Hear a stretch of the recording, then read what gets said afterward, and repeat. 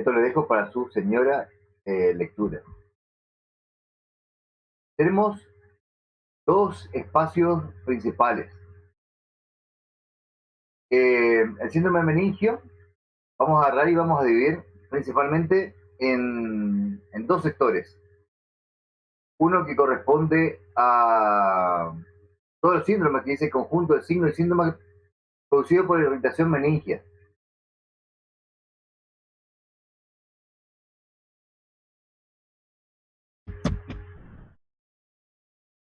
Entonces, consulta, doctores. Si es que yo les pregunto a ustedes, un paciente que viene vomitando a chorro, con dolor de cabeza, fiebre, malestar, está pensando en otra vida, está moviendo, no entiende indicaciones simples, etcétera. ¿Ustedes qué me van a decir que tiene su paciente?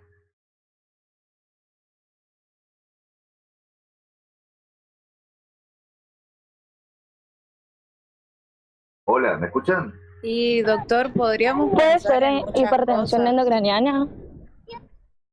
¿Cómo dice el doc? Podría pensar, como se acuerda que lo estuvimos discutiendo en el consultorio, podría pensar yo si es un niño que capaz está haciendo un debut diabético, capaz está vomitando, el vómito lo llevó a la deshidratación y por eso se encuentra en ese estado, o también puede estar insolado y como diferencial también podría tener una meningitis. Perfecto. Entonces decimos que tiene un síndrome meningio. Es decir que su cuerpo le está diciendo que su cerebro no está pudiendo controlar todas sus funciones. Le da arcada, le da malestar, no está consciente. ¿Una ACV le puede dar esas características o no?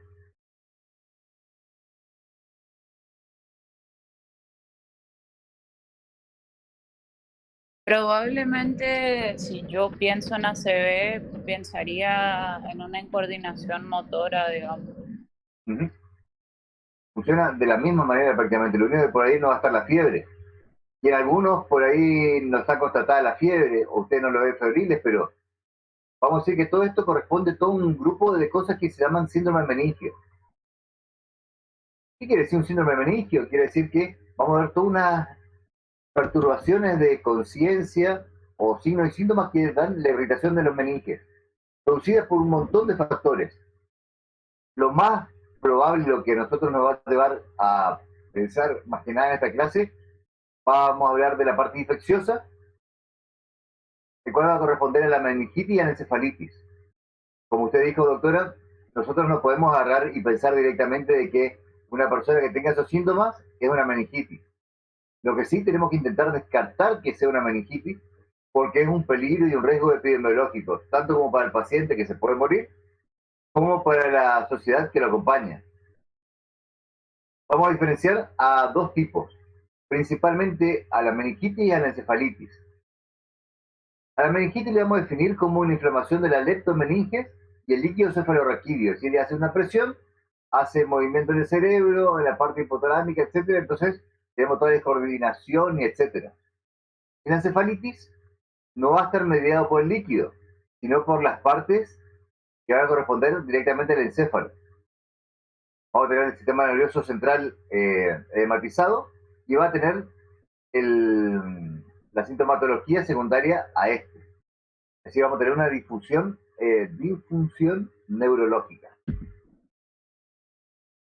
Vamos a decir que tenemos procesos agudos graves del sistema nervioso central, el cual puede estar directamente asépticas, por ejemplo, una instalación, una neoplasia.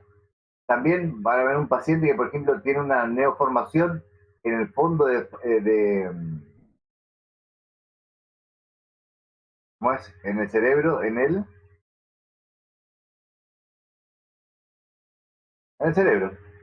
Algunas bacterias, algunos virus, algunos parásitos. El paciente, por ejemplo, estuvo vomitando. ¿Se acuerdan? Hemos dicho que el paciente estaba vomitando. Nosotros agarramos y le dimos meclopropamida. ¿Cuál es el efecto adverso de la meclopropamida? Síntomas extrapiramidales. Exactamente, doctor. Entonces Y los puede leves estar son somnolencia. vomitando, cayéndose, incoordinación motora, etcétera. Muy bien. Algunos hongos también puede dar. Ahora vamos a hablar un poco de la meningitis, propiamente dicho. Vamos a ver qué grupos de bacterias son las cuales van a acompañar principalmente a cada uno de nuestros niños de acuerdo a la edad que van teniendo. Fíjense que en este slide nosotros tenemos que, por ejemplo, en los neonatos tenemos el Streptococcus beta hemolítico, los bacilos gram negativos, la difteria monocytogenes. A partir de los 2 meses vamos a empezar con el Streptococcus pneumoniae, Neisseria meningitis y el hemófilo influenza tipo B. ¿Alguna característica, algo en el cual a ustedes le dice que tenemos diferencia entre uno y otro? ¿Por qué van a estar en neonatos uno y en niños de mayores de 2 meses en otro? ¿Dónde encontramos estas bacterias? En neonatos, más que nada por transmisión a través del canal de parto. Perfecto, doctora. Esto es todo lo que nosotros tenemos que cubrir pensando en los niños que están teniendo. Doc, no se ve el power. Ah, no está el power. Bueno, vamos a hacer algo. Vamos a escaparnos y vamos a intentar volver a reproducir.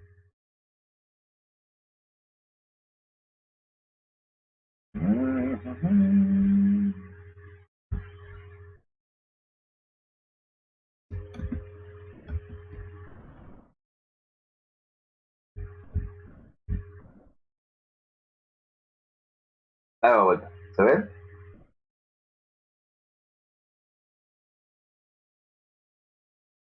Sí, ahí se ve. Acá. Perfecto.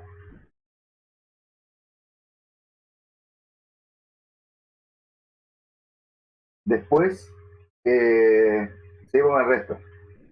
Tenemos en los 2 meses, los cuales van a venir el Streptococcus pneumoniae. ¿Por dónde va a entrar esa bacteria?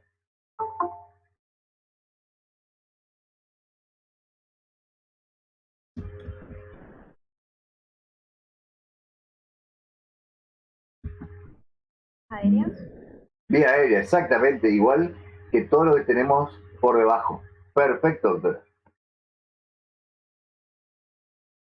Acá tenemos excepciones, en las cuales nosotros decimos por dónde pueden llegar a entrar las otras bacterias.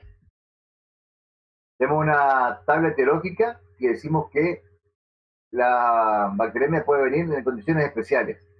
Por ejemplo, válvula de derivación ventrículo peritoneal. ¿A quién le vamos a tener dando vuelta ahí?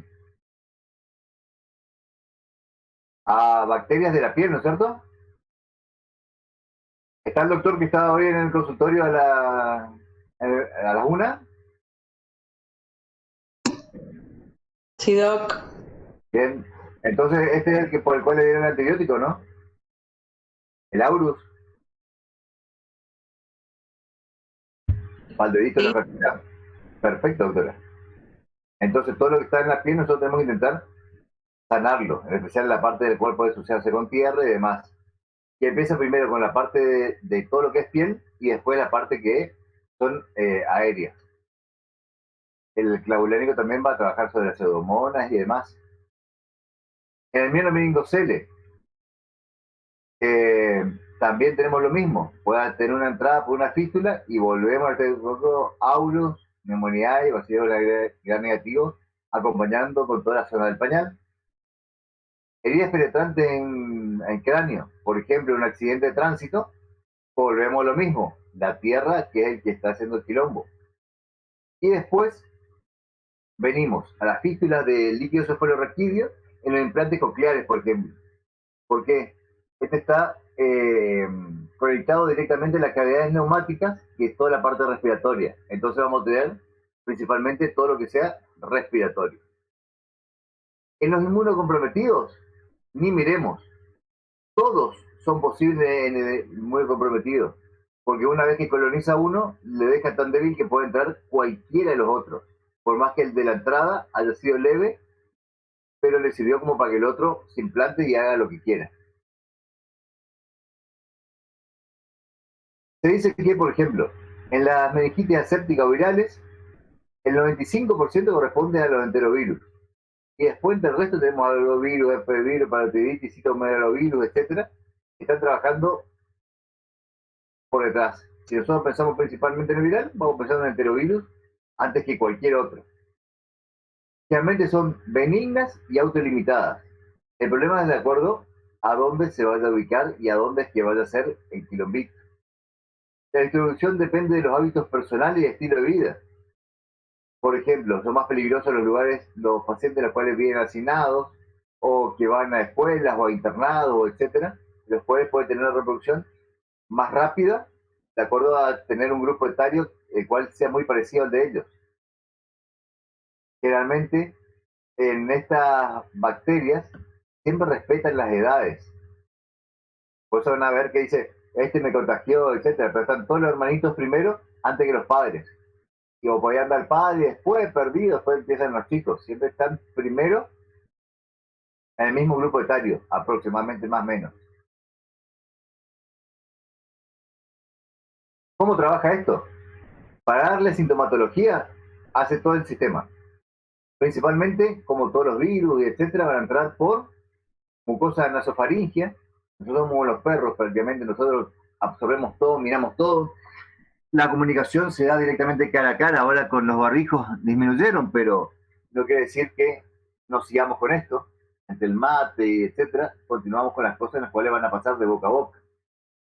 Después, como dijimos anteriormente, las condiciones anteriores, agarraron y lo operaron, o tuvo una fístula, o algo en el cual permitió que entre algo desde afuera del organismo, atravesó la piel e hizo la implantación de la bacteria o el virus. La fístula del líquido cefalorraquídeo, por ejemplo, en un accidente o en implantes cocleares, dispositivos intracraneanos, ahí ingresan en la parte respiratoria, atraviesan hacen una colonización vascular, se dividen en el multiespacio subaracnoideo, ingresan a la permata en la membrana hematocefálica y ahí liberan las citoquinas. Entonces empiezan a hacer la necrosis, etcétera, empiezan a empujar, a hacer efecto de masa y demás, empieza la reacción inflamatoria y ahí tenemos el aumento de la presión intracraneana. En el aumento de la presión intracraneana, ¿qué pasa? Vemos toda la sintomatología. El paciente se marea, el paciente vomita, el paciente no encuentra dónde estar y hacen que, al estar tan apretados, disminuye el flujo cerebral sanguíneo, hay un edema cerebral y se produce la herniación. Entonces ahí tenemos toda la sintomatología. Tenemos que, por ejemplo, si tenemos inflamación de las meninges, puede ser por traumatismo, infección, neoplasia, enfermedad sistémica. En la irrigación de las raíces raquídeas, cefaleas y convulsiones. Contracturas musculares, que es lo que habíamos visto en el examen clínico. ¿Qué vamos a tener? Gatillo en fusil en los lactantes, Kernick y Rudziki en los chicos que después pueden reaccionar o pueden referir movimientos parados. La incubación lleva varios días, es asintomática. El tiempo de incubación así de entrada funciona igual que cualquier otro virus, es decir, que vamos a estar con desgano, con vómito, dolor de cabeza, catarro biliar superior, y van a empezar a aparecer unas petequias o etcétera, y la sintomatología meningítica. El periodo está aproximadamente 10 días, y la convalecencia puede ser de meses a toda la vida, de acuerdo al espacio en el cual haya afectado y de acuerdo a lo que su cerebro haya aprendido en ese hemisferio. Si nosotros queremos agarrar y diferenciar, por ejemplo, de lo que es un lactante, un bebé, y un chico que te responde de un adulto, vamos a tener, como en el caso que dijimos anteriormente, puede tener fiebre o disminución de la temperatura por debajo de 35. No quiere comer o vomita, no lo puedes levantar porque cada vez que vos lo levantás, le duele. Vieron que en el caso decía, la madre lo quería levantar y lo trajo porque pensaba que le dolía el costado. Entonces el chico estaba molesto. Además nosotros le tocamos la fontanela y la fontanela estaba tensa. El chico estaba irritable, no quería tomar la teta, etcétera. Era una señora meningitis. Igual nosotros tenemos que calcular las otras cosas y por eso es que es muy importante que pensemos en absurdo. ¿Se acuerdan lo que le dije el primer día cuando le vi, entré todo acelerado y me volví a la guardia? Tenemos que decir que esto es esto porque pensamos que todo el resto no es. ¿Se entiende? Así es como funciona más o menos nuestro cerebro y lo que tenemos que agarrar y darle las características. No todos sabemos aprender y aprendemos todo el día y todas las veces y lo único que hay que hacer es poner en práctica el cerebro. Después tenemos las otras, los hematomas en parche, petequias, la cara del niño que no tiene expresión, queda como un chico que el cual le hablan y queda colgado, dificultad para despertarse, gatillo fusil y llanto. En los adultos también tenemos hipertermia o hipotermia, vómitos, dolor de cabeza, dolor de nuca, fotofobia, dolor articulares, somnolencia y disfunción cerebral. Lo único que estos datos te puede confirmar o contar tu paciente. En el anterior lo tenemos que deducir por nosotros mismos. Acá tenemos una tabla orientativa. Orientativa quiere decir que únicamente nosotros vamos a pensar que esto existe porque nosotros lo pensamos. No quiere decir que esto vaya a ser la fórmula ideal y exacta. En el chiquito, en el bebito, viste que la mayoría de estos chicos, ustedes cuando vayan a ver el nuevo, van a ver que comen, duermen, manchan el pañal y siguen. Comen, duermen, manchan el pañal, comen, duermen, manchan el pañal y así.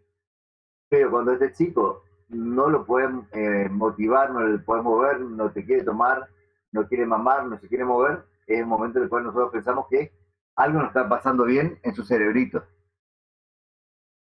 O que, por ejemplo, llore y se duerma. Llore y se duerma o esté muy irritable, no quiera comer, tenga periodo de apnea. Acuérdense que cuando vayan a ver el neo, le van a decir que los pacientes se deben controlar la frecuencia cardíaca o la frecuencia respiratoria en 1 minuto. No como hacen los adultos.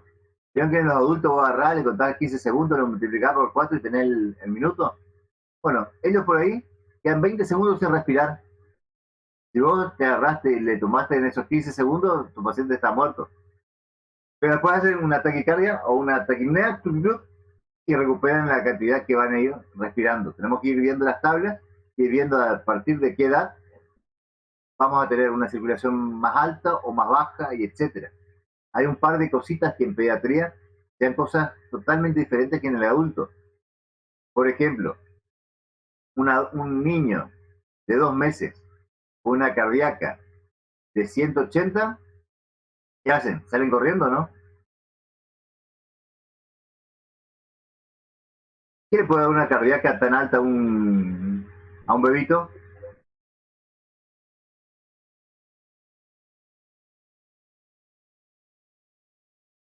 Hola, Si previamente usaron un salbutamol, aumenta puede ser, la... bien, doctora. ¿Qué más? Deshidratación, fiebre. Muy bien. Principalmente la segunda, doc, pero están bien todas las respuestas. Un paciente con 180 de cardíaca quiere fiebre, le baja la fiebre y vuelve a sus 120. Si es que fuera un adulto, ¿qué pasaría? ¿Será el desfibrilador, no es cierto? Desfibrilación auricular, pensarían ustedes, ¿o no? Sí, doc. Más de 160. Y esto es algo normal que le puede pasar a un chico nomás. Perfecto. Fontanela, bombeo, tensa, convulsiones.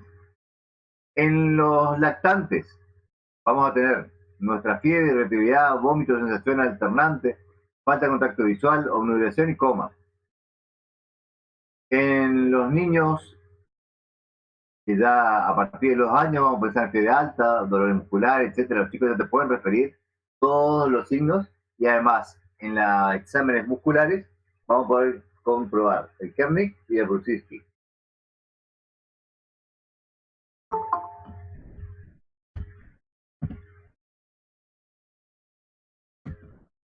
segundo.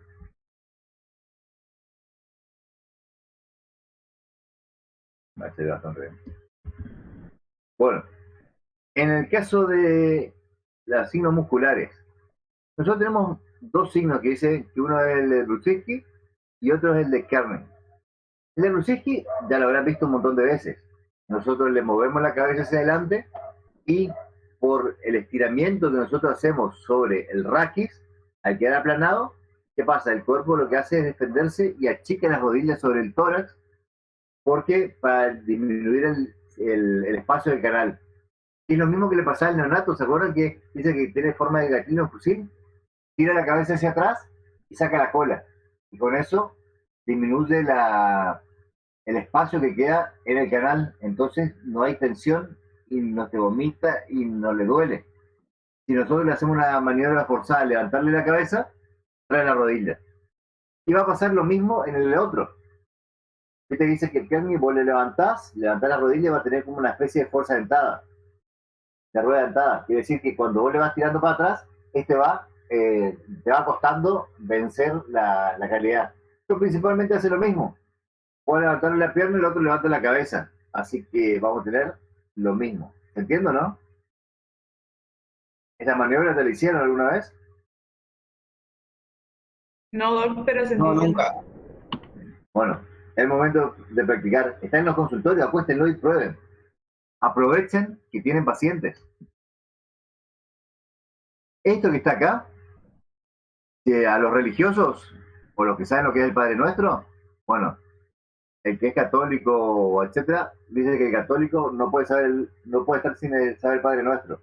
Ustedes no pueden estar en la facultad si no saben esta placa. Esta placa te dice prácticamente todo lo que vamos a tener en el paciente. Nuestro paciente llegó, viste, con fiebre, y nosotros le decimos, ¿qué conducta vamos a tomar? Entonces vamos a decir, bueno, vamos a pedir unos exámenes complementarios. ¿Qué vamos a pedir primero? Vamos a ver si tiene una infección, ¿le parece? Entonces, ¿qué tengo ahí?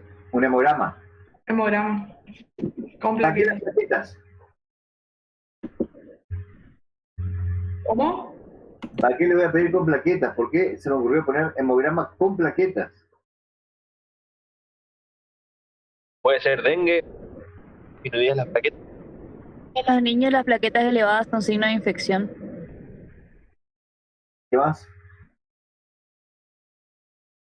¿Qué le parece a ustedes poner una aguja en alguien al líquido cefalorraquídeo y que tu paciente tenga la capacidad de tener unas plaquetas por el piso? ¿Qué le vamos a causar a nuestro paciente? Se va a sangrar. Exactamente, Doc. Más que nada por eso. Entonces ahí tenemos lo que dice en la parte verde que dice alteraciones hematológicas. Muy bien. Después le vamos a pedir un eritro. Una BSG, eritro o no. Por eso vamos a ver la actividad que dicen ustedes. Y una glucemia. ¿Cuándo vamos a pedir la glucemia, doctores? Cuando estamos por punzar. Mucho antes, mucho después. Yo sé que se pide antes, Glucotest. antes de punzar. ¿Cuánto tiempo antes? Junto con el hemograma. Bien, pero vos le podés pedir un día antes de tu hemograma. ¿Cuándo es realmente? Así vamos a ser más fácil. Nosotros tenemos sangre en el cuerpo, ¿no es cierto? Y esta sangre lo que hace es pasa por el cuarto ventrículo y agarra y hace un filtrado. Y este filtrado agarra y se produce y crea un espacio que se llama líquido cefalorraquídeo.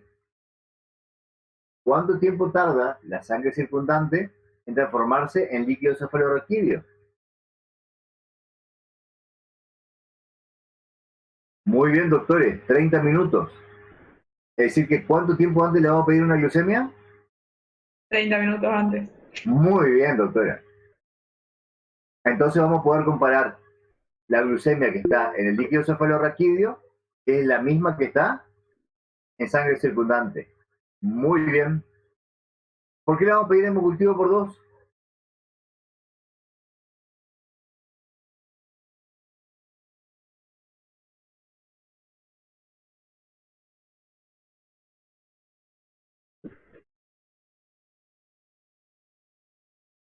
Hola. Te digo algo. Esto no le va a servir a nadie si yo lo único que hago es hablar de lo que dice la filmina. Piensen un poco. Todo aquel que habla, a nadie, no estoy viendo ni quién habla. La mayoría de ustedes son letras, ¿no? Anímense a preguntar, anímense a ver qué cosas. Prueben el absurdo. Porque eso Doc, le va a salvar la vida de su paciente. creería que porque hay más probabilidades de que crezca el germen en dos muestras diferentes, digamos, sacadas de diferentes horarios o diferentes lugares. Bien. Pero ¿por qué va a pedir un hemocultivo primeramente? Y por la sospecha de una bacteremia asociada. Exactamente. Muy bien, Doc. Esa es la respuesta. Algunos lugares piden hasta hemocultivo por 3. Perfecto. Entonces, vamos a hacer algo. Nosotros agarramos y yo realmente le hago unas preguntas que son re básicas y que es la forma en la cual se atiende en el consultorio y la forma en la cual le van a preguntar en el ECOE después. Yo cuando le pregunto es el diagnóstico probable. Entonces ustedes me dicen, como no sé, no tengo litosefaloraquídeo, mi diagnóstico probable va a ser síndrome meningio. Muy bien. Meningitis no es, ¿por qué? No tengo todavía líquido cefalorraquídeo. Conducta a seguir, ¿qué hacemos? ¿Nos quedamos con nosotros al paciente o lo derivamos? Lo internamos. Después le voy a preguntar, Doc, le consulto. Esa era una duda que tenía. En el trabajo estamos en un, en un lugar de, o sea, de atención primaria solamente.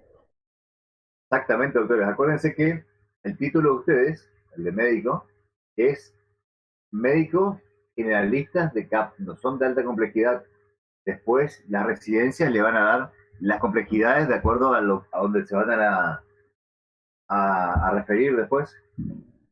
Ok, entonces le consulto. En este caso debería pedir todos los estudios y derivar al paciente.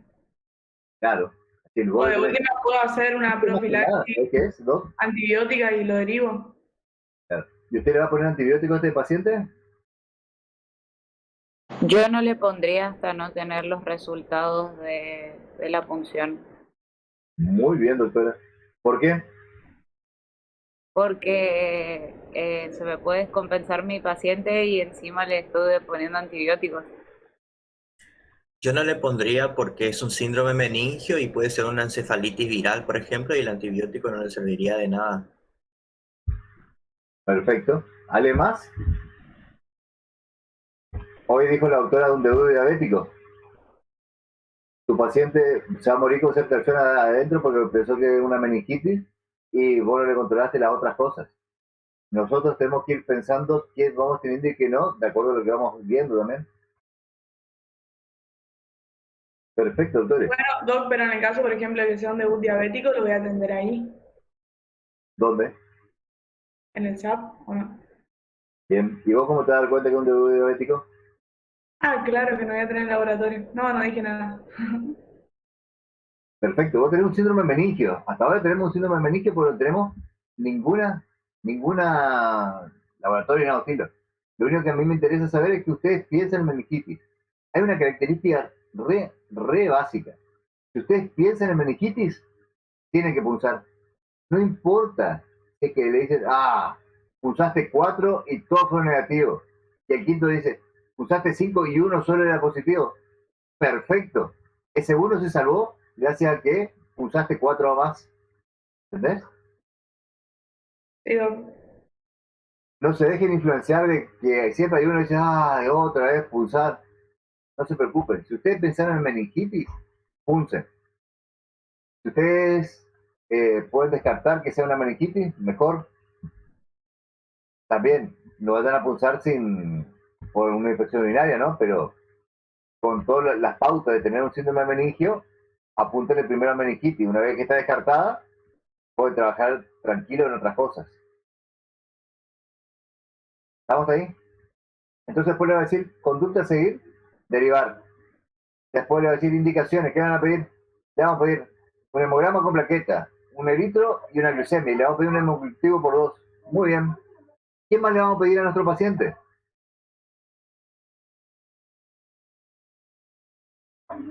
¿Le pulsamos directamente o no? Tenemos 18.000 Tendríamos que blancos, esperar el laboratorio para punzar. tenemos 18.000 blancos, tenemos 160.000 plaquetas, tenemos Doc, eritros más de 120 y una glucemia de 110. yo en ese caso también pediría que le hagan una vía periférica y le pondría un plan de hidratación. Bien,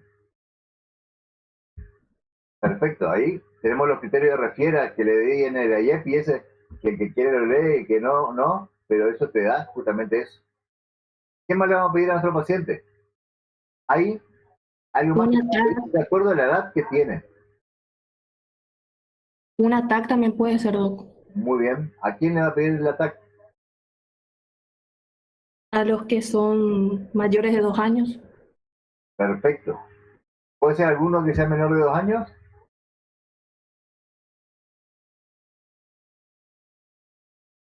No. ¿O por qué le va a pedir a los mayores de 2 años? A los menores de 2 años no se le pediría porque no hay cierre de las fontanelas. Perfecto. Entonces, doctora, ¿algún menor de 2 años le puede pedir un ataque también?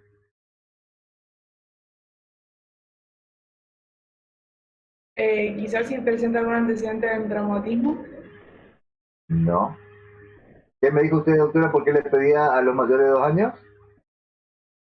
Para descartar alguna patología como tumores puede ser. Bien. Quiere decir que pues está cerrado la fontanela. Si tenemos un menor de 2 años, 1 año y medio y tiene la fontanela cerrada, también le vamos a pedir un ataque. Pero Ok. por norma, en mayores de 2 años, nosotros consideramos que tenemos las fontanelas cerradas. Igual hay un montón de hidrocéfalos, etcétera, que tienen abiertas, pero las generalidades te van a dar eso. Paciente mayor de 2 años se tiene que hacer un ataque. ¿Por qué? Porque tu paciente puede tener un tumor de foso posterior y vos estás punzando un paciente con una neoplasia. Es decir, que lo descompensáis y lo matás a tu paciente. En lo Para descartar hipertensión endocraneana también, doc. claro, entonces vos le haces un ataque y ahí va a tener polito ACV o etcétera que están en tu TAC. También vamos a descartar el baby shake. Vamos a asegurarnos de que nuestro paciente tiene una afección que está dada en el líquido cefalorraquídeo presuntamente y no en el parénquima cerebral. Perfecto. Y en los menores, ¿por qué? Porque tienen la fontanela abierta. Entonces vos, por más el procedimiento que hagas, igual va a tener la característica de que este cerebro, al no tener la carota cerrada, se puede mover o se puede agrandar o achicar y no pasa nada. Ahora venimos a la otra parte. Le pedimos el hemograma con plaqueta, eritro. El paciente tenía 7 años, le pedimos un ataque. El paciente tenía 1 mes, no le pedimos el ataque. ¿Qué le vamos a solicitar para el líquido cefalorraquídeo? Está escrito de abajo, en la parte de naranja, además. Pero acuérdense que ustedes siempre cuando van a hacer un examen complementario, tienen que saber para qué vamos a pedir esto. Entonces, ¿qué queremos ver en nuestro líquido cefalorraquídeo? ¿Qué le vamos a exprimir tanto como para intentar saber qué le vamos a pedir ahí adentro?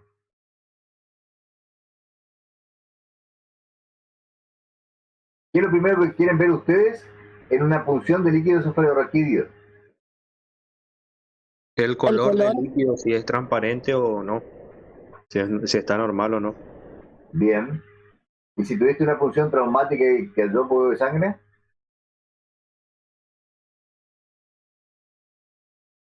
Pero está bien, ¿eh? Está bien la búsqueda. ¿Qué más? ¿Qué es lo que te define un paciente con meningitis y un paciente sin meningitis? Los leucocitos. La composición. Muy bien, Doc. Recuento leucocitario. Entonces, ¿qué vamos a pedir primero? Cito. Lógico. Y citoquímico, ¿te parece? Sí.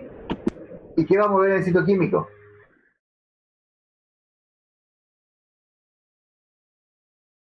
La GLU, Glucorraquia, pH. Muy bien, la glucorraquia. ¿Y qué más? Las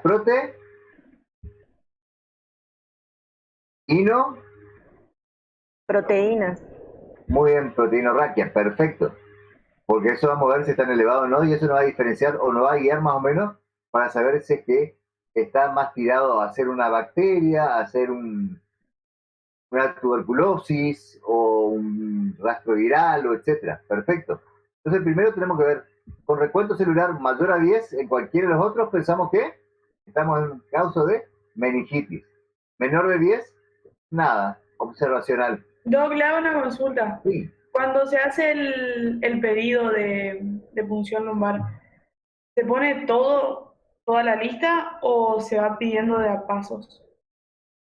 Y en realidad vos, el líquido cefalorraquídeo no se fija. Entonces, tu muestra tiene que estar procesada enseguida. Había una vez una doctora que en un consultorio se le ocurrió decir que vos le podías hacer la punción en el consultorio y mirar a ver si estaba claro, y si estaba claro o no, y lo mandabas. Por favor, no hagan ese disparate. Ustedes, cuando van a tomar una muestra de líquido cefalorraquídeo, tienen que asegurarse de que tiene un lugar como para procesar la muestra. Esa muestra no puede pasar más de 10 minutos mirando el techo. Así que ustedes toman la muestra y lo llevan al laboratorio. En 10 minutos ustedes van a saber si que tenemos una meningitis o no. ¿Se entiende? Sí. Bien. Después, ¿qué más le vamos a pedir a tu paciente? A nuestro líquido cefalorraquídeo. ¿Sabe el nombre y el apellido del bicho? Identificación de germen. Ajá. ¿Y entonces con qué conseguimos eso? ¿Con los? Empieza con cool. Cultivo. Muy bien. Pedimos que se hagan los cultivos como para poder saber qué tenemos. Después le podemos pedir un gram como para ver si queda algún hongo, o le podemos pedir el látex. La prueba del látex lo que te va a dar es con estos antígenos poder ver qué bacteria es. Vos igual tenés que tener siempre la confirmación con el cultivo. Pero un látex te puede decir, mira, este me parece un meningococo, este me parece un estáfilo que está haciendo desastre, etcétera. Y después le vamos a pedir una PCR como para ver qué tipo de virus es. ¿Les parece? ¿Voy rápido o vamos bien? Doc, y ahí se pide como en el urocultivo, lo de recuento de colonias, tipificación de germen y antibiograma o no. Es una gran pregunta. Debido a que depende de dónde estés. ¿Por qué? En el Chaco, por ejemplo, cuando vos agarrás y haces un cultivo, por ejemplo un hemocultivo, vos tenés que rotular a una botella con hemocultivo 1, a otra botella con hemocultivo 2. Acá en Corrientes, nuestro laboratorio en el Juan Pablo, vos haces un solo papelito de pedido. Pedimos cultivo por 2, cultivo de líquido cefalorraquídeo y urocultivo en el mismo papel. ¿Por qué? Porque todas esas muestras, cuando ingresan, se las rotulan ahí con el número de orden nomás, y después se procesa y se escribe de acuerdo al número de orden. Una vez que entran las muestras en el Juan Pablo son simplemente números. Y en el Castellán, las muestras pasan a ser de acuerdo a lo que tiene el papelito. Entonces, de acuerdo al servicio donde van, los pedidos van a variar. Pero más que nada, lo que yo quiero saber es que ustedes sepan qué van a pedir. Como ustedes me pidan los cultivos, yo estoy re feliz.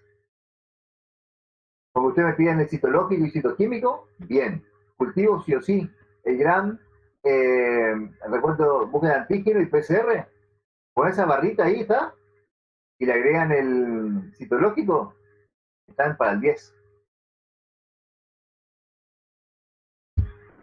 Dice también que hay un par de cosas en las cuales ustedes no van a poder pulsar.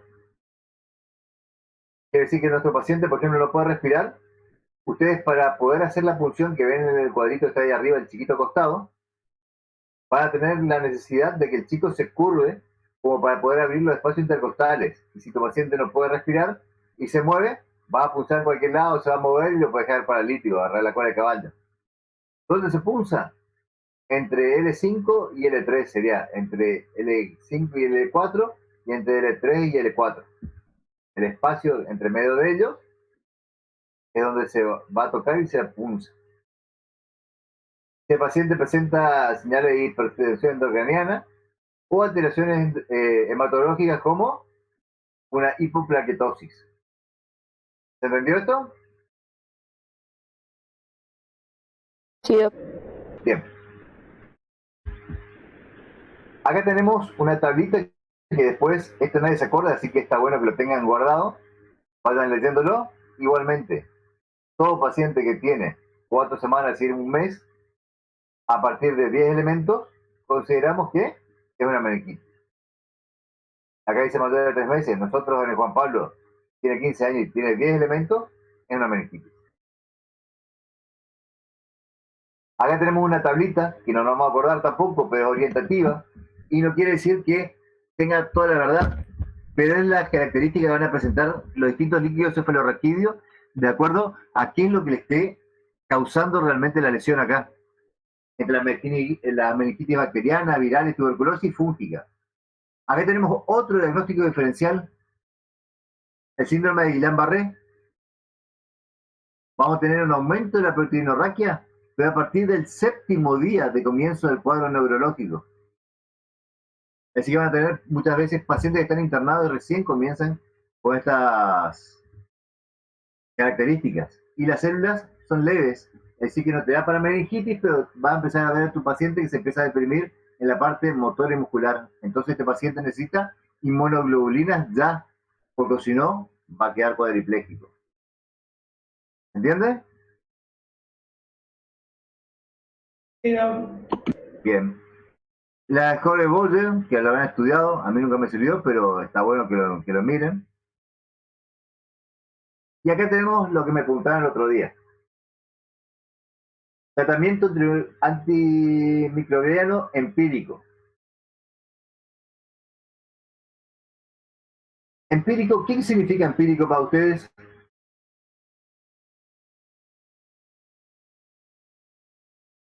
Cuando se inicia el tratamiento antes de tener la identificación del germen. Muy bien. Si nosotros tenemos un síndrome meningio, ¿le podemos poner un antibiótico?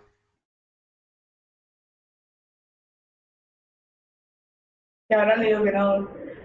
Muy bien, doctora. Entonces, ustedes me ponen ceftriaxona a tu paciente en un síndrome meningio. ¿Está bien si le pongo un 0 por eso? Sí, doc. Perfecto. Estamos todos de acuerdo entonces. ¿Por qué? Porque como le dije anteriormente, pueden matar a su paciente pensando que duermen tranquilos con un antibiótico. Y lo malo es que, por ejemplo, tienen un paciente en el cual quieren derivar, está en el interior, etcétera, y le ponen un antibiótico, su paciente no es una meningitis, pero nosotros cuando pulsamos, cuando llega el paciente, lo vamos a tener que internar durante 10 días para considerar que puede haber llegado a ser una meningitis y que todo antibiótico haya sido lo suficientemente bueno en el traslado como para que nosotros no tengamos nada. Y puede ser que tu paciente no haya tenido una meningitis también. Entonces tu paciente no lo medicás hasta que consigamos el diagnóstico real. Es diferente, por ejemplo, cuando se cayó el puente de esquina estaba aislado, no tenía bioquímico, etcétera. Entonces, bueno, está bien. Tratalo, internarlo y aguantarte. Pero principalmente, si tenemos las posibilidades de movilidad, de referencia, etcétera, el paciente se debe trasladar y referir lo antes posible. Decimos un mes, cefotaxima y ampicilina. Nosotros generalmente, ¿qué le damos a la sepsis? De todas las formas ahí en Neo, ampigenta. Porque cubrimos qué cosa? Las bacterias del canal de parto. Muy bien, doctora. Muy bien, doctor. De 1 a 3 meses vamos a hacer cefotaxima, ampicilina o vancomicina. De acuerdo a lo que vamos a ver. Vancomicina, ¿a qué paciente pensaría vos que le deberíamos poner? ¿Qué vamos a cubrir nosotros con la vancomicina? Staphylococcus aureus metilcilino resistente. Perfecto. Y después la ¿Seguro? Buena. Muy bien, doctor. Perfecto. Entonces va a ser un paciente que tuvo un accidente o que tuvo una fístula o que tiene un implante coclear, por ejemplo, o que entró a cirugía hace poco para que le pongan, por ejemplo, una derivación ventrícula peritoneal. ¿Te parece? Todo aquel que haya lastimado la piel e ingresado. Bueno, después tenemos mayor de 3 meses y dice alto riesgo miocardio. Tenemos nuestra santa ceftriaxona, el cual va a estar por todo el tiempo. Lo bueno que tiene la ceftriaxona es que vos, ¿cada cuánto se da la ceftriaxona?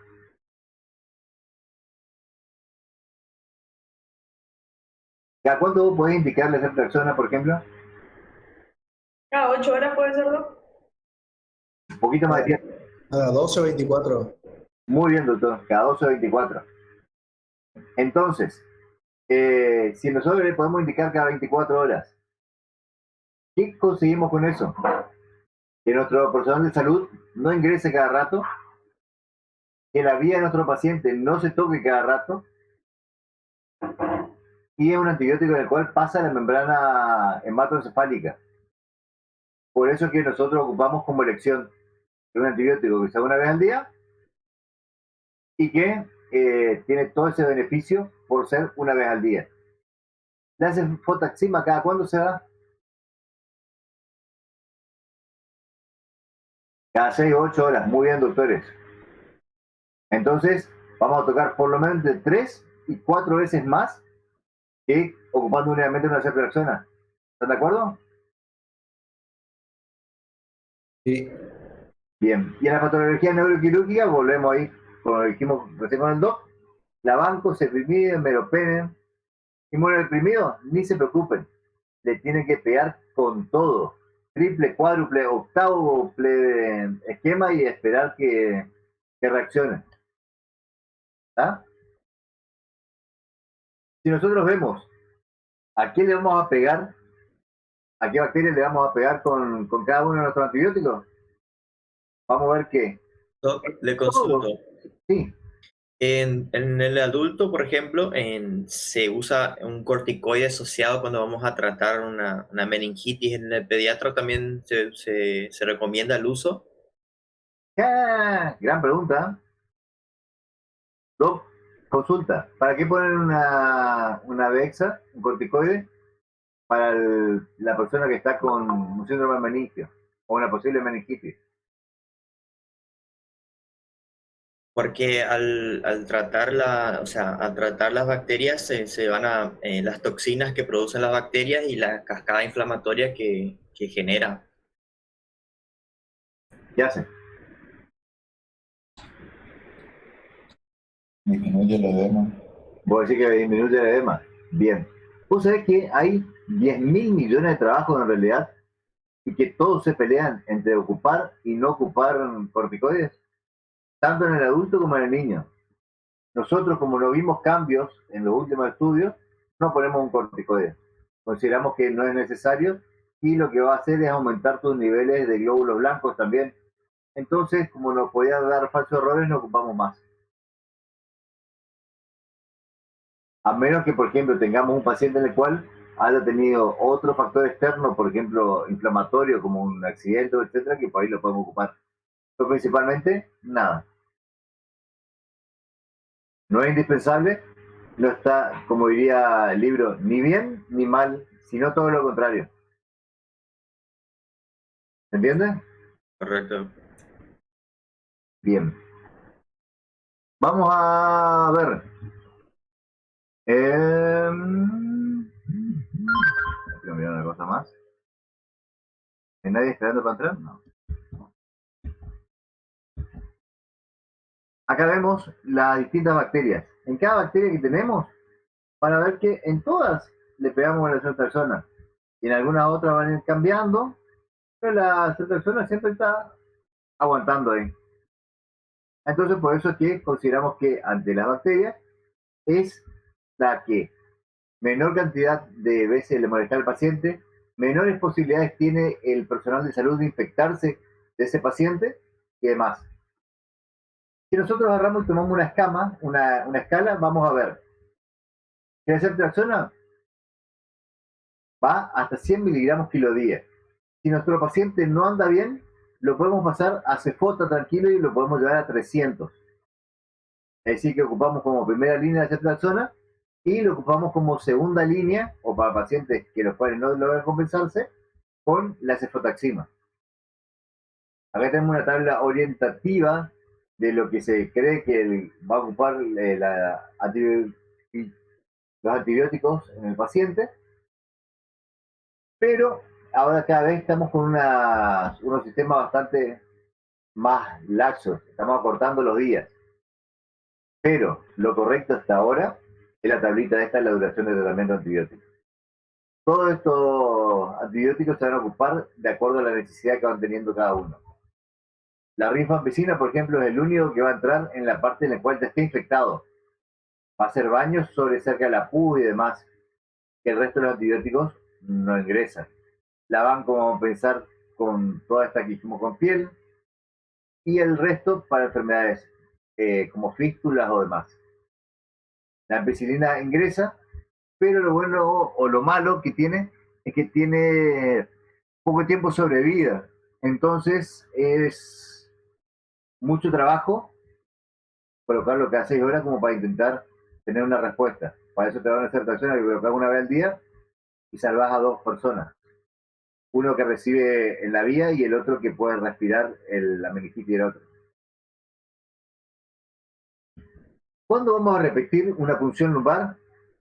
Todos los neonatos se punzan o se repulsan a las 48 horas. ¿Por qué? Porque estos neonatos, ¿qué son? Considerados unos... ¿Qué cosa? Inmunocomprometidos. Muy bien, ¿por qué? Y porque no tienen todavía las defensas desarrolladas. Muy bien, no vienen al mundo. No tienen las vacunas, no tienen nada. Tienen unas bacterias latentes de la madre dando vuelta por el costado, así que estos están prácticamente al borde de la sepsis y consideramos que es como un inmunocomprometido. Muy bien, doctora. Meningitis por estreptococo de inmunidades con sensibilidad disminuida a cefalosporinas. Esto es casi real. ¿Por qué? Si tenemos un paciente en el cual clínicamente, por más que el cultivo diga es resistente y tu paciente está respondiendo bien, el equipo que gana no se cambia. ¿Escucharon una vez o no? Por lo menos para futboleros. Después dice bacilo entérico gran negativo y principalmente sin mejoría en las 36 horas de instaurar el tratamiento. Quiere decir que por más que en tu cultivo no esté dando nada y tu paciente sigue mejorado, empieza con más fiebre, etcétera, lo volvemos a pulsar. Y en cualquier huésped inmunocomprometido también. ¿Entendió esto? Sí, doc. No le voy a apuntar, pero es bueno que lo sepa. Acá tenemos el meningococo, el terror de las escuelas. Es una emergencia infectológica. Cuando nosotros tenemos que hacer una profilaxis, le vamos a hacer a la familia. Tenemos 2 opciones. Rifampicina, 600 miligramos, dosis cada 12 horas por 2 días. O una dosis de ceftriaxona intramuscular. ¿Qué elegirían ustedes?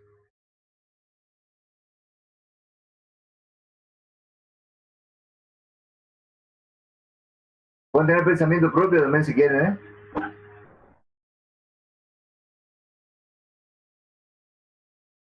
Yo le daría la intramuscular a los adultos, digamos, una vez al día. Bien. ¿Y a los niños?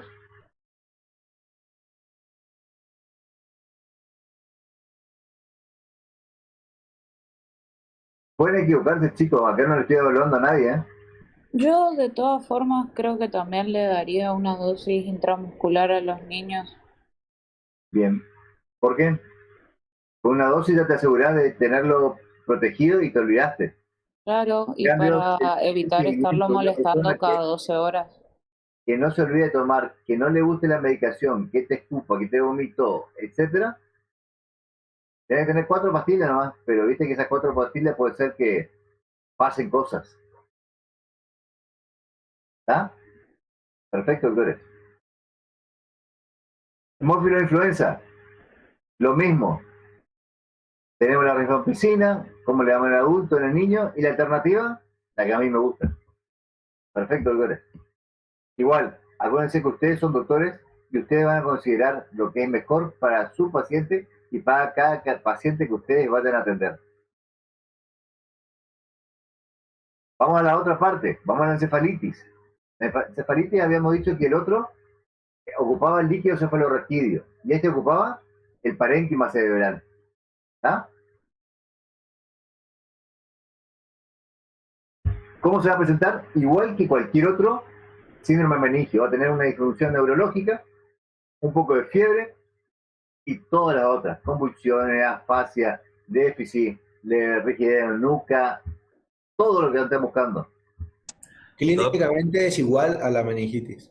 Exactamente. Doc, yo había leído que en las encefalitis son mucho más, la presentación es mucho más aguda que una meningitis, digamos, o sea, que se instaura más rápido que una meningitis. O sea, los síntomas son más intensos, pero de formas más rápidas, digamos. O sea, por ejemplo, una meningitis se puede instalar desde que se infecta hasta la presentación de los síntomas, 3 a 4 días, y una encefalitis sería en menos tiempo, digamos. Perfecto. En realidad, es una lotería, porque todo depende de cómo es que te viene el paciente, cómo te refiere, etc. Igual vos, por ejemplo, para decir que te parece una encefalitis, tenés que tener, ¿qué cosa? Un líquido cefalorraquídeo que te diga que no tenés una meningitis. Y el paciente continúa con disfunción neurológica. Entonces, pasa a diagnosticar una encefalitis. Por lo menos por clínica. ¿Entiendes? Difícilmente ustedes van a decir, no, esto es una encefalitis y no es una meningitis. Porque primero van a tener que descartar siempre el líquido cefalorraquídeo, que es el que es más fácil se va a contaminar. ¿Por qué?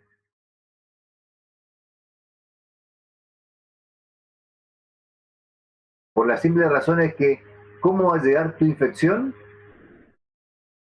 al cerebro?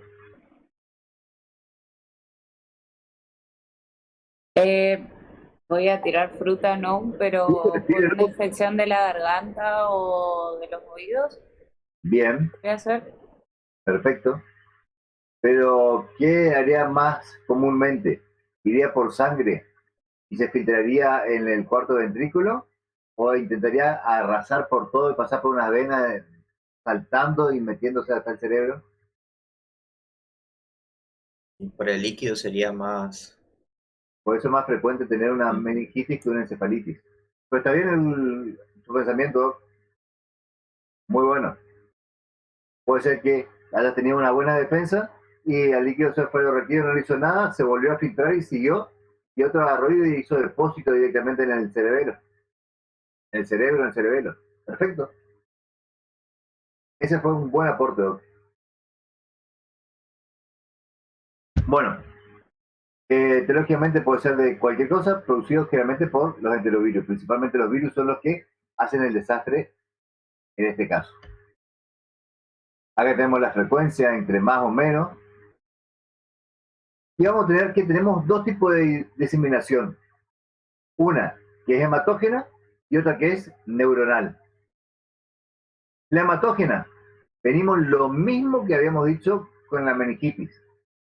Tejido enteroneural puede estar dado en el intestino, en el tracto respiratorio, etc.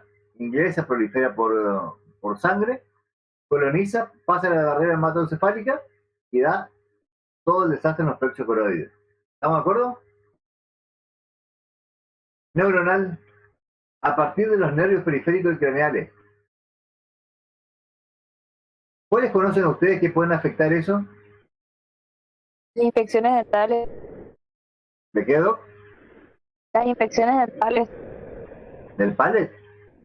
Ah, Los dientes. Sí. Otra, más frecuente. Los herpes, Doc, que van por los por los ganglios nerviosos, muy bien, Doc, y que pueden estar guardados, una varicela, por ejemplo, que tienen que estar medio incomprometidos. ¿Está? Perfecto. ¿Qué otro? Tétanos. Perfecto, Doc, tétanos. ¿Y qué otro más? Que siempre le dicen en la guardia, Doc, ¿y a este no le vamos a poner la anti? Rábica, o la rabia. Muy bien, doctora, la antirrábica, perfecto. Lo más común es justamente está en esto, entre la antirrábica y el tétano. Son nuestros dos bichos ahí que pueden aparecer de la nada y de supresión externa. Doc, y también leí casos del virus del Zika haciendo encefalitis. Muy bien, Doc. Perfecto. Anatomía patológica. ¿Su paciente está vivo cuando le hacen anatomía patológica o no?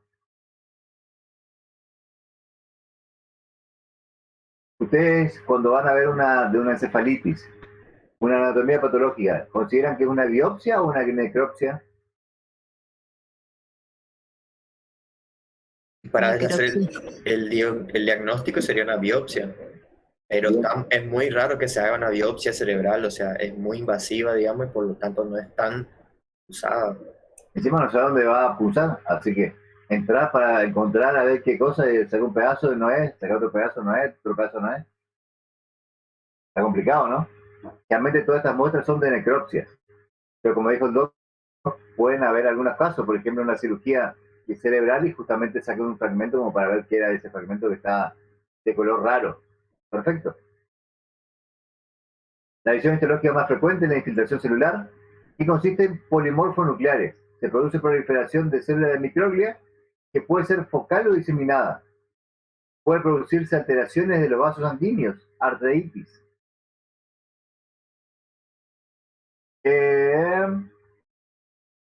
Dice, sintomatología inespecífica, lo mismo que el anterior. Neurológico, disminución del estado de conciencia, apatía, de convulsión, etc. Líquido cefalorraquídeo, al comienzo, normal. Luego, ¿qué pasa? Al empezar a destruirse parte del cerebro, empieza a aumentar las proteínas. Justamente porque el cerebro empieza a destruirse y empieza a liberarse todo el sistema celular dentro del líquido cefalorraquídeo. Muy bien. Principalmente sí. Y en este caso no se confundiría con Guillain-Barré si también a los 7 días empieza a tener proteinorraquia elevada. Claro, pero ¿Cómo hago el diferencial? Pero el Guillain-Barré no te da tanto trastorno del sensorio como una encefalitis, digamos, o sea, son síntomas más periféricos que centrales. Motores, exactamente. El Guillain-Barré ataca justamente el nervio periférico, principalmente. Ataca también el cerebro y cerebelo, pero principalmente nosotros le diagnosticamos por trastorno motor. Perfecto. Diagnóstico por imágenes. Lo más común y lo más fácil que tenemos siempre es un TAC. El problema es que con tu TAC tenemos únicamente un 60%. Lo bueno de tu TAC, que vos en el Juan Pablo, con el tomógrafo que teníamos, que ahora no anda, vos en un minuto hacías una tomografía completa de cabeza. Y una resonancia te lleva una hora. Y necesitas que tu paciente esté muy quieto o que esté anestesiado. Entonces, es como para ver muy programado. Y ahí una resonancia va a poder diferenciar, porque es el método ideal como para poder diferenciar una lesión por encefalitis. El electroencefalograma también es normal generalmente. Secuelas, todas las que se pueden imaginar, pueden durar poco o a toda la vida. ¿Se acuerdan que yo le había dicho que el otro era el Padre Nuestro? Esto es el Ave María de la emergencia. Esto es la evaluación inicial del paciente y es la secuencia que ustedes tienen que pensar cuando vamos a tener a nuestro paciente. Primero, vamos a tener el paciente que está con toda la sintomatología. Alteración de la conciencia, focalidad, vomita, será un ojo, etc. Entonces, ¿qué hacemos? Lo llevamos a la emergencia. En la emergencia, lo primero que tenemos que ver es si tu paciente está vivo o está en condiciones de vivir. Entonces empezamos con el CAB. ¿Están de acuerdo, no? ¿O el ABC? El ABC. ¿Cómo? ¿Es el ACB o el ABC? ¿Qué dice la A?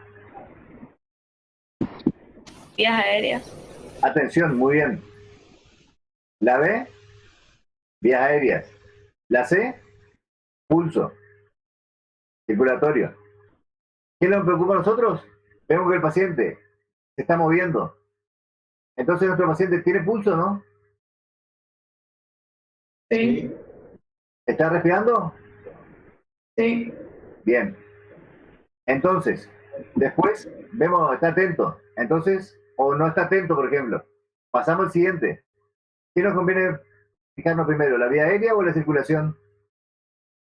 La vía aérea primero. Le hago una pregunta, Doc. Sí, ¿Puede haber un paciente que tenga pulso y no está respirando? sí, Bien. ¿Y puede haber un paciente que no tenga pulso y esté respirando? no. Entonces, ¿qué va a hablar primero?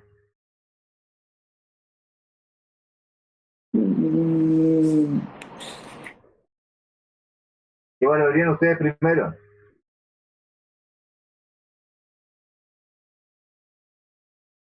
Un paciente que está entubado, ¿está respirando? sí, ¿Por sus propios medios? no. Bien. Entonces no respira. Ujú. ¿Tiene pulso? Sí.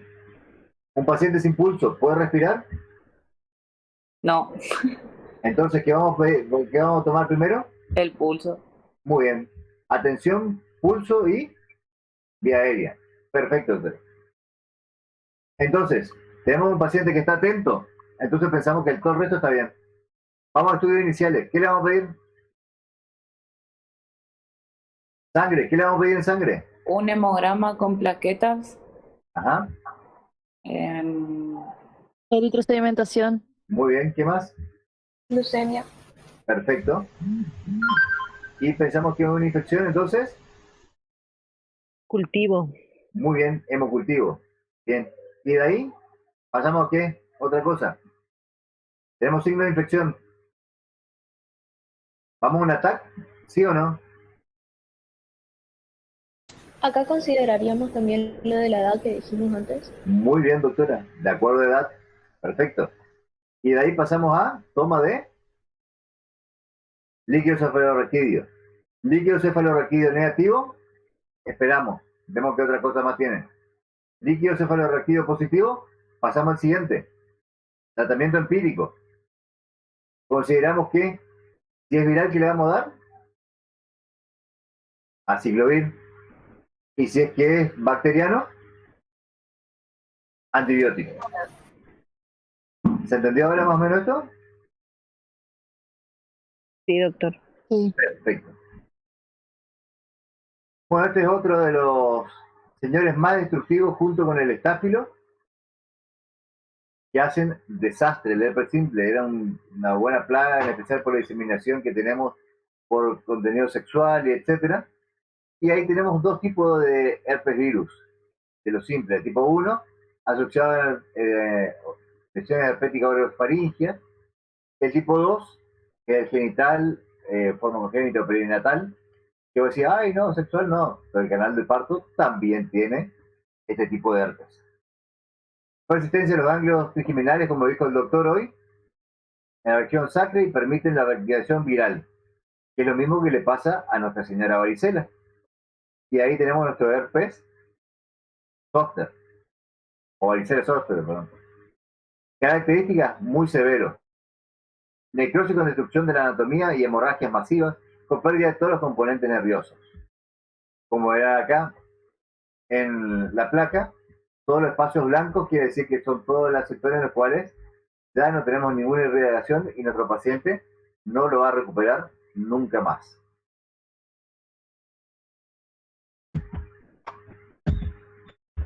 Bien.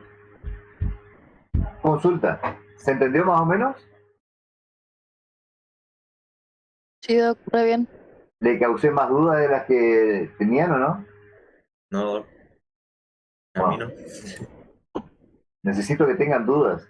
Porque si no dicen, no, ya está bien, y si ya está todo bien, nadie más vuelve a leer. Igual, está bueno. Las dosis, Doc, que por ejemplo de antibiótico, de anticonvulsivante, de repente hay una cosa en las diapositivas que usted nos da y hay otra cosa en el Vademecum. Yo sé que usted dio la clase y que deberíamos respetar lo que usted dice, pero por las dudas le pregunto, ¿cuál seguimos? El del mínimo de Mecum a partir de dentro de 24, 48 horas. Porque ya hablé con la doctora para que empiece a modificar las cosas que están mal. Buenísimo. Muchas gracias. ¿Está? Bueno, más que nada es eso. Ahora la doctora se va a encargar de ir corrigiendo a poco. Pues hay un par de cositas que están desactualizadas o por ahí errores de tipeo y cosas por el estilo. Pero principalmente toda la parte de antibióticos y demás, ya le di las pautas. La parte de los anticonvulsivantes, también el freno no se pone a 10, se pone entre 15 y 20. Y lo mismo, se ocupa lo mismo que la difenilantoína. Perfecto. Entonces lo importante es hacer una correcta anamnesis para saber si hubo algo, algún episodio de, no sé, herpes o algo por el estilo, para saber si estamos buscando eso, si es encefalitis o meningitis más allá del líquido. Claro. Vos lo primero que tenés que hacer es decir, acá no hay meningitis. A partir de acá no hay meningitis, relax y empezar a ver las otras cosas. Siempre tenemos que ver de lo más severo a lo más tranquilo. Decía un viejo conocido pediatra que antes estaba en docencia, que hay solamente dos cosas de las cuales te pueden apurar con respecto al criterio médico y tratamiento médico. Primero, una es la meningitis y la segunda es la neumonía. Cualquiera de los dos, tu paciente se va a morir. Bueno, una sepsis, etcétera, como lo ve, etcétera. Ya, tu paciente viene más tronado, pero hay cosas en las cuales vos no te puedes comer porque tu paciente se va a morir dentro de las 24 horas. Doc, una última consulta. Entonces, por lo que entendí de la diapositiva de lo que usted dijo, el tratamiento de la encefalitis es un antiviral como la ciclovir y la antibiótico terapia es concomitante, o sea, porque nosotros no tenemos no tenemos la biopsia para saber si realmente es un virus, si es una bacteria. Entonces, iniciamos concomitantemente la ciclovir y el antibiótico juntos. ¿Para una encefalitis decís? Claro.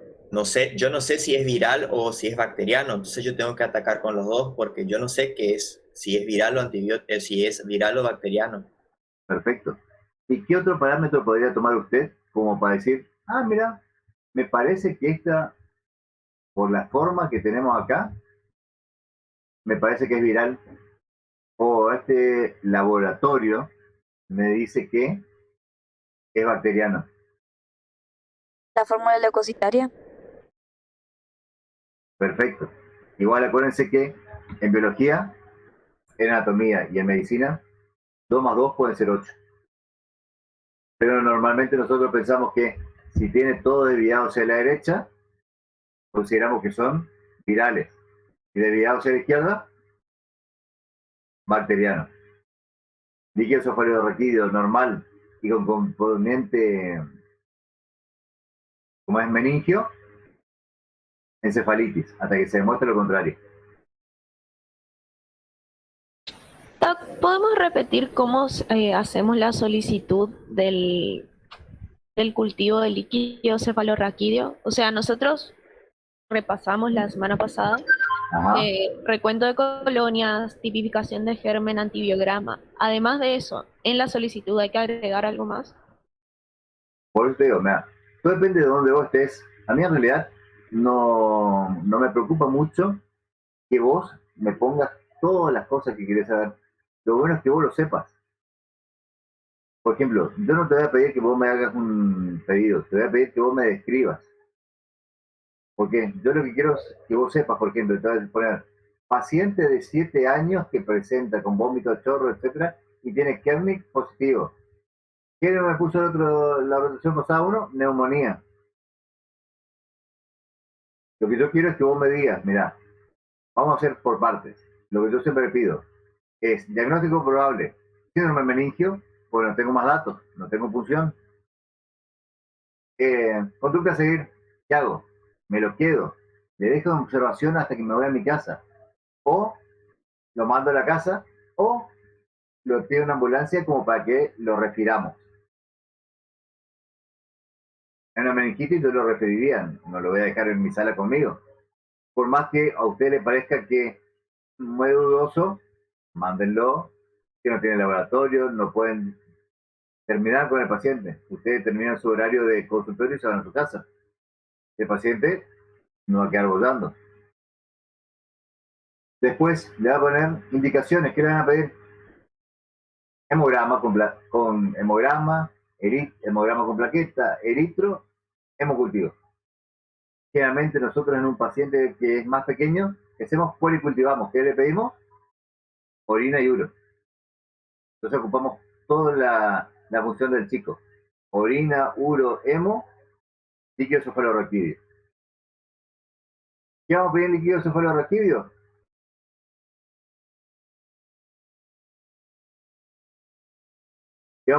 ¿Qué queremos pedir en líquido cefalorraquídeo? Citoquímico. Y citológico. Muy bien. Sí. Más. Del tipo de germen, tipificación de gérmico. Cultivo, pasa el nombre y apellido, muy bien. ¿Qué más? Y antibiograma. Bien. Si quieren pueden poner eso.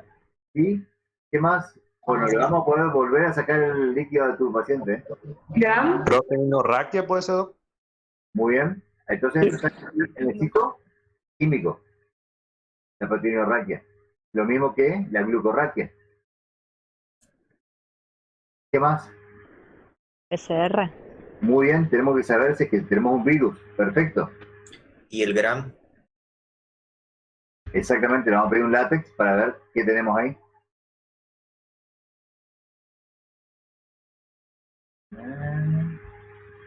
Perfecto. Ya tengo gente que me escribe, pero yo cuando estaba viendo veía mi pantalla nomás. Ahora estoy leyendo acá al costado. Perfecto. Y después, si le pregunto un pronóstico, ¿qué me van a decir ustedes? Reservado. Reservado. ¿Por qué? Tienen los antibióticos, tienen ¿cómo se llama? Los estudios, todo, tienen todo un equipo de médicos que le van a ayudar.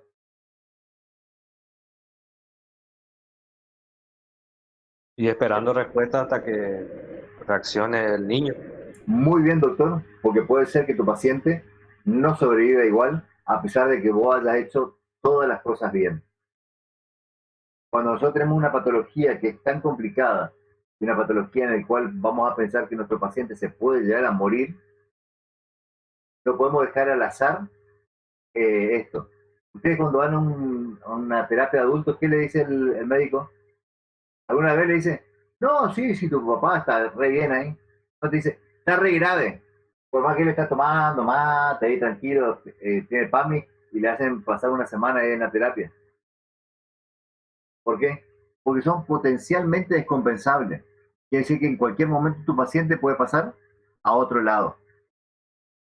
Venía re bien y le vino el bajón y pues entonces siempre reservado. Perfecto, doctores. No va a pasar lo mismo que en un impétigo, por ejemplo. ¿Está? Muy bien. ¿Se entendió más o menos este tema? Sí, doc. ¿Lo venían entendido? ¿Les sirvió como para afianzar algunas cosas? Sí. Bueno. Entonces vamos a intentar hacer lo mismo con síndrome meningio mañana. Más o menos a esta misma hora, 6:30 por ahí, ¿le parece? Porque a mí no me dio el tiempo de que, entre que me quedé hablando ahí con los pacientes, el paciente este que tenía la neoformación en la rodilla, etcétera, se me fueron un par de cosas. Y de tal, perdón. Y mañana tipo 6:30 vuelta los molesto. Los que quieran están y el otro les mando el link. Intentaré pasarle por WhatsApp. Hoy no me abría el WhatsApp en... Mañana infecciones de piel. Mañana vamos a hablar mejor del otro tema. Vamos a hablar de... ¿Cómo ¿cómo es? De síndrome meningio, ¿cómo se llama? De convulsiones. Entonces el tema más largo lo vemos allá, ¿te parece? En el Facu. Sí, Doc, no hay problema. Sí, Doc. Bueno, perfecto. Bueno, doctores, vayan a festejar, reúnanse, diviértanse,